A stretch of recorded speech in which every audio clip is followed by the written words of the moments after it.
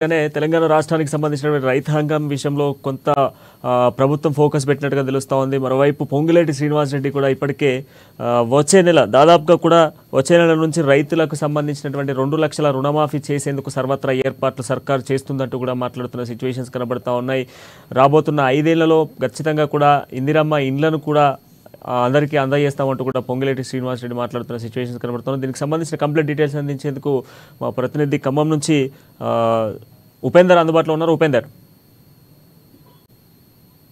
ప్రణయ్, రాష్ట్ర రెవెన్యూ శాఖ మంత్రి పొంగులేటి శ్రీనివాసరెడ్డి ఖమ్మం జిల్లా వ్యాప్తంగా విస్తృతంగా పర్యటిస్తా ఉన్నారు. ప్రధానంగా పాలేరు నియోజకవర్గం నుంచి అత్యంత భారీ మెజార్టీతో గెలిచినటువంటి పొంగులేటి శ్రీనివాసరెడ్డి నియోజకవర్గ ప్రజలని అందరినీ కూడా అంటిపెట్టుకొని వివిధ రకాల సమస్యలు కూడా పరిష్కారం దిశగా రకమైన కృషి చేస్తా ఉన్నారు.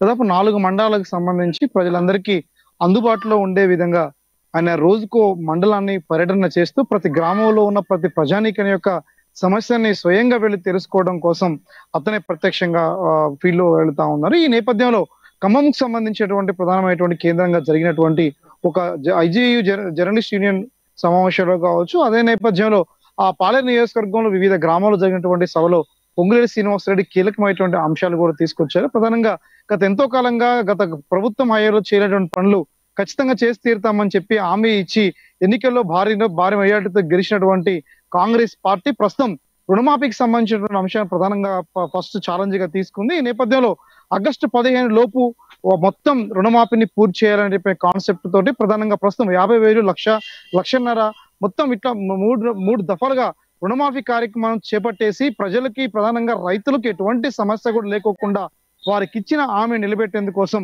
ఇప్పటికే రుణమాఫీ వచ్చే నెల నుంచి ప్రారంభిస్తామని చెప్పేసి అన్నది. దాదాపు ఆగస్టు 15 లోపు తెలంగాణ రాష్ట్రంలో రుణమాఫీతో అప్పులతో ఉన్నటువంటి రైతు ఎవరు లేకుండా ఉండే విధంగా కూడా చర్యలు చేపట్టింది. దాంతో పాటుగా రెవెన్యూ శాఖ మంత్రి కీలకమైనటువంటి అంశాలు అంటే ఏదైతే ఇందిరమ్మ అభయ హస్తం పేరుతోటి 6 గ్యారంటీలతోటి ఏదైతే హామీ ఇచ్చిందో హామీ ఇచ్చినటువంటి ప్రధానమైనటువంటి డిమాండ్స్ లో ఉన్నటువంటి మరో కీలకమైనటువంటి డిమాండ్ ఇందిరమ్మ ఇండ్లకు సంబంధించిన ప్రస్తావన తీసుకొచ్చారు. తెలంగాణ రాష్ట్రంలో అతి త్వరలో రాష్ట్ర వ్యాప్తంగా కూడా ఇండ్ల స్థలాలు ఇండ్లు పంపిణీ చేయనున్నట్లుగా కీలకమైనటువంటి అంశాలు తెలియజేస్తారు. సొంత ఇండ్లు ఉన్న వాళ్ళందరికీ కూడా ఇండ్లు కట్టి ఇస్తామని చెప్పినటువంటి ఏదైతే రాష్ట్ర ప్రభుత్వం ఇచ్చిన హామీ ఏదైతే ఉందో ఆ హామీని బేస్ చేసుకొని ప్రస్తుతం పాలేరు నియోజకవర్గంలో ప్రజలందరికీ కూడా 5 ఏళ్లలో చేయాల్సినటువంటి రుణమాఫీ ఏదైతే ఉందో కేవలం 3 సంవత్సరాల్లోనే 5 సంవత్సరాల్లో చేయాల్సినటువంటి ఇళ్ల నిర్మాణ కార్యక్రమం ఏదైతే ఉందో కేవలం 3 సంవత్సరాల్లోనే పూర్తి చేసి జిల్లా ప్రజలందరికీ కూడా ప్రధానంగా పాలేరు నియోజకవర్గ ప్రజలందరికీ ఇల్లు లేని వ్యక్తిగా ఉండకుండా విధంగా చర్యలు చేపడతామని చెప్పేసి నియోజకవర్గ వ్యాప్తంగా కూడా కేంద్రంగా రాష్ట్ర వ్యాప్తంగా ప్రజలకు ఆయన భరోసా ఇచ్చారు. దీంతో పాటు అంటే పాలేరు నియోజకవర్గంలో ఉన్నటువంటి ప్రతి గ్రామంలో ప్రతి ప్రాంతంలో ప్రధానమైన డ్రైనేజీ సీసీ రోడ్డు నిర్మాణం కోసం చేయాల్సిన కృషిని గురించి ప్రధానంగా ప్రస్తావన తీసుకొచ్చేసి కూడా తన అభిప్రాయాన్ని తన మీటింగ్ లో వివిధ రూపంలో హామీ కూడా ఇచ్చినట్టుగా మనకు స్పష్టంగా తెలుస్తుంది.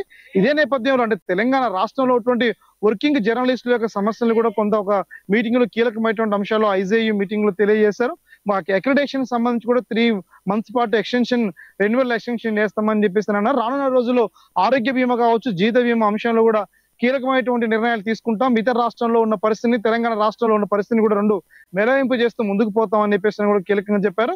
హైదరాబాద్ కేంద్రంలో ఉన్నటువంటి జర్నలిస్టులు అందరూ సమస్యలు పరిష్కరించి త్వరలో ఇళ్ల స్థలాలు పంపిణీ చేస్తామని చెప్పేసిన అంశాలు కూడా ప్రధానంగా రెవెన్యూ శాఖ మంత్రి తెలియజేస్తారు. ఖమ్మంకి సంబంధించినటువంటి సమస్యలు కూడా ప్రధానంగా ప్రస్తావన తీసుకొచ్చారు. ఖమ్మంలో ఉన్నటువంటి ఇళ్ల స్థల సమస్యలు కూడా త్వరలో పరిష్కారం చూపుతామని చెప్పినటువంటి అంశాలతో పాటు అటు ప్రజా సమస్యలు మరోవైపు జర్నలిస్ట్ సమస్యల్ని మేళవింపు చేసుకుంటూ కూడా పొంగులేటి శ్రీనివాసరెడ్డి తదైన శైలిలో ముద్ర వేసుకుంటూ ఖమ్మం జిల్లాలో ప్రధానంగా ప్రతి ఒక్క వ్యక్తుల్ని కార్యకర్తల్ని నేతలందరూ కలుస్తూ కూడా ముందుకు సాగుతా ఉన్నారు. దాంట్లో భాగంగా ఈ రోజు రాహుల్ గాంధీకి సంబంధించినటువంటి జన్మదిన వేడుకలు కూడా పాలేరు నియోజకవర్గం అంటే ఖమ్మం జిల్లా వ్యాప్తంగా జరిగాయి. అదే నేపథ్యంలో పాలేరు నియోజకవర్గంలో జరిగినటువంటి వేడుకల చోట్ల కట్ చేసి జన్మదిన వేడుకలు నిర్వహించిన సందర్భాలు కనబడతా ఉన్నాయి. అంటే పొంగులేటి శ్రీనివాసరెడ్డి ఎలక్షన్స్ కంటే ముందు ఏదైతే ప్రజా సమస్యలు ప్రజలు ఇచ్చిన రుణాన్ని తీర్చుకుంటామని చెప్పినటువంటి హామీ ఏదైతే ఉందో హామీని బేస్ చేసుకుని కూడా నియోజకవర్గ వ్యాప్తంగా విస్తృత పర్యటన చేస్తూ ప్రజలందరికీ నాయకుడు అనేవాడు అందుబాటులో ఉండాలి, మంత్రి అయినా సరే తన స్థాయి ఎక్కడ ప్రారంభమైంది చూసి ఆ ప్రారంభమైనటువంటి స్థాయి నుంచి ప్రజా సమస్యలను క్షేత్రస్థాయిలో వెళ్లి పర్యటన చేయడానికి కూడా వాళ్ళు ప్రశంసలు ఇస్తా ఉన్నారు. ప్రణయ్. రైట్. అంటే మనం ఇంకొక అంశాన్ని చూస్తే ప్రతి గ్రామంలో కూడా ఈ సీసీ రోడ్లకు సంబంధించిన సమస్య కావచ్చు, లేదంటే డ్రైనేజ్కి సంబంధించిన సమస్యలు గణనీయంగా కనిపిస్తూ ఉన్నాయి. సో దీనిపై ఖచ్చితంగా మంత్రి ఫోకస్ పెట్టానంటూ కూడా ఆయన హామీ ఇచ్చిన నేపథ్యంలో ఈ మొదటి సంవత్సరంలోనే పూర్తి చేస్తాను అంటూ కూడా మాట ఇవ్వడం జరిగింది. ఖచ్చితంగా కూడా నెరవేరేటువంటి దిశగా కనిపిస్తూ ఉన్నాయి.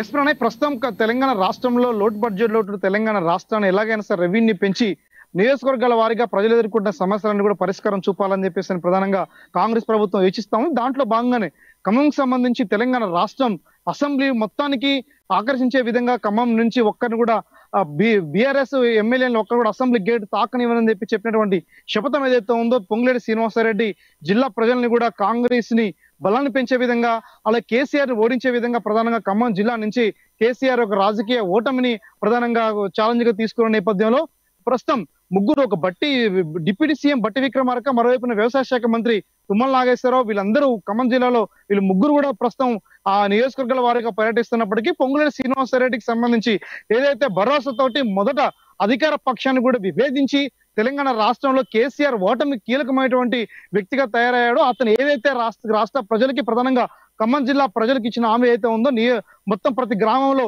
డ్రైనేజ్ సమస్య, ప్రధానంగా ఇళ్ల సమస్య, రేషన్ కార్డుల సమస్య, ఇవన్నీ కూడా ప్రధానంగా సమస్యలు గుర్తించాడు. ఎన్ని సమస్యల పరిష్కారం దిశగా తన యొక్క ప్రస్థానం కొనసాగిస్తానని చెప్పిన హామీ ప్రకారం ప్రస్తుతం జిల్లాలో ఉన్నటువంటి డ్రైనేజ్ సమస్యని, మరోవైపున వర్షాకాలం కూడా రాబోతున్న తరుణంలో డ్రైనేజ్ సమస్య ఎటువంటి ఇబ్బందులు రాకోకుండా విధంగా కూడా సైడ్ కాలువలు, డ్రైనేజీలు, ఇతర అన్ని రకాల ఏర్పాట్లు కూడా చేసే విధంగా చర్యలు చేపట్టాలని చెప్పేసి కూడా జిల్లాలో ఉన్న అధికార యంత్రాంగాన్ని కూడా ఇప్పటికే పూర్తి స్థాయిలో డైరెక్షన్ ఇచ్చి ఆ రకమైన కృషి చేస్తా ఉన్నారు. ఏదేమైనా సరే బడ్జెట్ కొంత కేటాయింపుల్లో భాగంగా ఇప్పటికే ఈ నెల 21వ తారీఖున కేబినెట్ సమావేశం జరుగుతున్నటువంటి నేపథ్యంలో తెలంగాణ రాష్ట్రంలో ఉన్నటువంటి మంత్రులందరూ కూడా ప్రధానంగా కీలకంగా వివిధ వర్షాకాల సమావేశాలు, వర్షాకాలానికి సంబంధించినటువంటి వచ్చే ఎదురయ్యే సమస్యలు ఎట్లా ఎదుర్కోవాలని చెప్పేసి కూడా పక్క ప్రణాళికతో కూడా ఆ రకంగా కృషి చేసేందుకోసం కూడా ప్రయత్నం జరుగుతా ఉంది. దాంట్లో భాగంగానే శ్రీనివాసరెడ్డి ప్రస్తుతం పాలన నియోజకవర్గంలో పర్యటిస్తా ఉన్నారు. ఇక్కడ నుంచి కూడా రాష్ట్రంలో ఉన్న ప్రజలు ఎదుర్కొంటున్న సమస్యలను కూడా ప్రస్తుతం ఆయన పరిశీలన చేసి కూడా ఆ రకంగా పరిష్కారం దిశకు ఏ రకమైనటువంటి అవకాశాలు ఉన్నాయని కూడా ప్రధానంగా ఆయన పరిశీలనలో ఉన్నట్టుగా మనం స్పష్టంగా తెలుస్తా ఉంది ప్రణయ్.